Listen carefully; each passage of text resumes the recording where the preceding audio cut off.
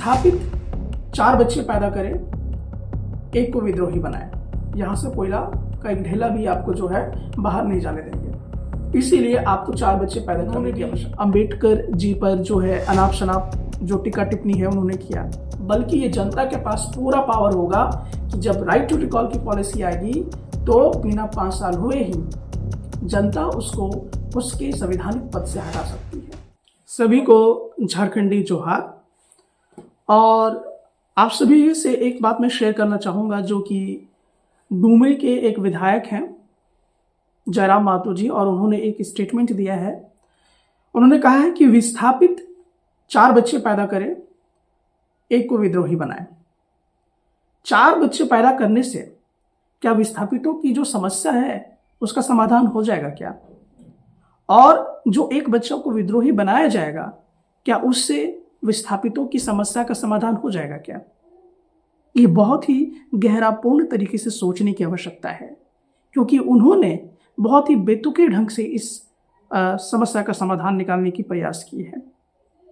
बहुत ही irrelevant logic है, कोई लॉजिक नहीं है इसके पीछे। अगर आप सोचिए कि अगर बच्चे ज़्यादा होंगे तो उस परिवार के ऊपर आर्थिक बोझ बढ़ेगा या घटेगा? ऑब्वियसली यह हम सभी जानते हैं कि आर्थिक बोझ उनका बढ़ेगा, उनका जो शैक्षणिक स्तर है वो भी घटेगा, एजुकेशनल लेवल भी उनका घटेगा, क्योंकि वो ज़्यादातर बेरोजगार होते हैं। विस्थापित के लोग आर्थिक रूप से कमज़ोर होते हैं। और रहा बात कि अगर 4 बच्चे पैदा कर एक बच्चे को अगर विद्रोही बनाना हो तो समाज पे इसका क्या असर पड़ेगा, वो भी बहुत ही हम लोगों को समझने की आवश्यकता है। इसका बहुत ही बुरा असर पड़ेगा समाज पर। तो विस्थापितों की जो समस्या है उसका समाधान 4 बच्चे पैदा करके विद्रोही बच्चा बनाने से इसका समाधान नहीं निकलेगा, बल्कि इसका समाधान कैसे निकलेगा? इसके लिए एक कानून पारित किया गया था, MMDR कानून। इस कानून के तहत जो वहाँ के रैयत हैं, जो वहाँ के विस्थापित हैं, जो वहाँ के लोकल लोग हैं, उनको आर्थिक रूप से शक्तिशाली बनाना है, उनको रोजगार उपलब्ध कराना है, उनका जो एजुकेशनल लेवल है उसको ठीक करना है। लेकिन हुआ क्या?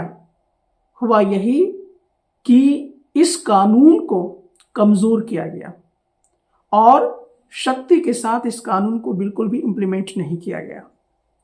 इसलिए ज़रूरी है कि MMDR कानून को संशोधित करें और उसको शक्ति से सभी जगह पर, खासकर जहाँ पर कोयलांचल क्षेत्र है, वहाँ पर इम्प्लीमेंट करने की आवश्यकता है। तभी विस्थापितों का जो समस्या है उसका समाधान निकलेगा। अब आप सभी ने एक चीज़ देखा होगा कि कुछ दिन पहले जो हमारे चीफ मिनिस्टर हैं हेमंत सोरेन जी, उन्होंने आरोप लगाया केंद्र सरकार के ऊपर कि जो कोयला का बकाया रकम है जो करोड़ों में है, उसकी आप जो है भुगतान करें, अन्यथा यहाँ से कोयला का एक ढेला भी आपको जो है बाहर नहीं जाने देंगे। ठीक बात है, लेकिन भुगतान ना करने के लिए आप इस तरह से जो है वो प्रेशर बना रहे हैं केंद्र सरकार पर। लेकिन इसके लिए जो कानून बनाया गया था, MMDR कानून, जिसमें पहले 26% कंपनी का जो प्रॉफिट होता था उसका 26% जो है वो वहां के रैयत विस्थापित लोगों में शेयर किया जाना था। लेकिन इसमें छेड़छाड़ करके रॉयल्टी का 10% हिस्सा जो है देने की बात कही गई। और क्या तर्क दिया गया था उस समय? उस समय यही तर्क दिया गया था कि अगर झारखंडियों को 100 रुपये में से 26 रुपये दे दिए जाएंगे तो ये करेंगे क्या? ये दारू पी के सो जाएंगे। ऐसा मजाक जो है झारखंडियों का वो उड़ाया गया, और उस समय इसके खिलाफ किसी ने कुछ नहीं बोला और कानून को, MMDR कानून को पूरी तरह से कमजोर कर दिया गया। बहरहाल जो हेमंत सरकार है उनको भी ये जरूरी है कि जो अभी आप कोयला का जो बकाया पैसा है उसकी मांग जो आप कर रहे हैं, उससे बेहतर होगा कि आप लोकसभा में, विधानसभा में इस मुद्दे को उठाएं कि जो MMDR कानून है उसको संशोधित करें और साथ ही साथ उसको सख्ती से हर कोलांचल क्षेत्र में लागू करें। तभी रैयत विस्थापितों का जो है वो समस्या का समाधान निकलेगा।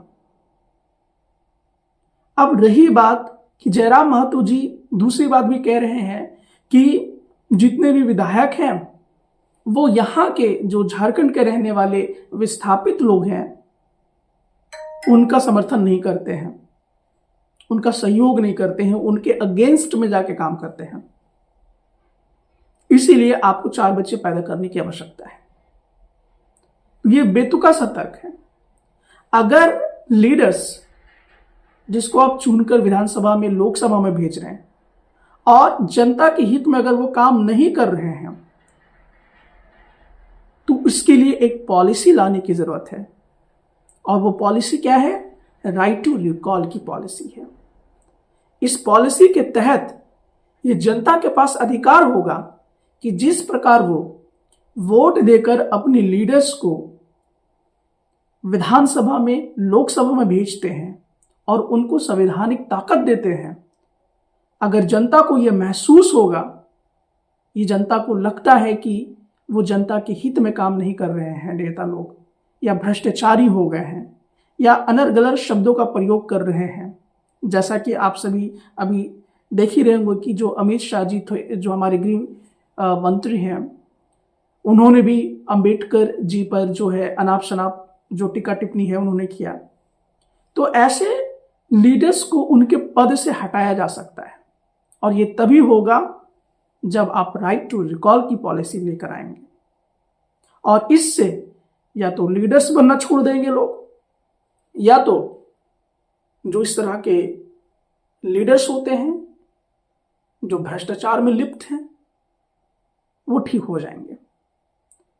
आपको 5 साल इंतजार करने की आवश्यकता नहीं होगी कि 5 साल होगा उसके बाद ही हम डिसीजन करेंगे चुनाव देकर कि उनको लीडर बनाना है कि नहीं बनाना है, बल्कि ये जनता के पास पूरा पावर होगा कि जब राइट टू रिकॉल की पॉलिसी आएगी तो बिना 5 साल हुए ही जनता उसको उसके संवैधानिक पद से हटा सकती है। और ये पूरी तरह से पावर किसके पास होगा? जनता के पास होगा। तो इस पॉलिसी को लाने की आवश्यकता है। अब आप कहेंगे कि बहुत ही टेढ़ा खीर है इस पॉलिसी को लाना, तो इसके लिए तो सभी को एकजुट होना ही पड़ेगा। जब आप 1 नेशन 1 इलेक्शन लाने के प्रयास कर सकते हैं तो इसे क्यों नहीं लाना चाहते आप? अगर आप जनता के हित में काम करना चाहते हैं तो अगर मान लीजिए कि आप इस पॉलिसी को भी नहीं लाना चाहते हैं तो दूसरा विकल्प भी है हमारे पास। वो क्या विकल्प है? वो विकल्प ये है कि तमाम जितने भी MLA MP के लिए जो खड़े होते हैं या चुनकर जो जाते हैं उनको एक एग्रीमेंट करना पड़ेगा पब्लिक के साथ कि अगर उनके वादे पूरे नहीं किए जाते हैं, उनके हित में काम अगर नहीं होता है, तो उस एग्रीमेंट के तहत ये जनता को अधिकार होना चाहिए कि वो उनके ऊपर कार्रवाई कर सके। तो इन तरीकों से, इस तरह के पॉलिसीज लाकर हम लोग जनता की शक्तियों को और ज्यादा मजबूत कर सकते हैं।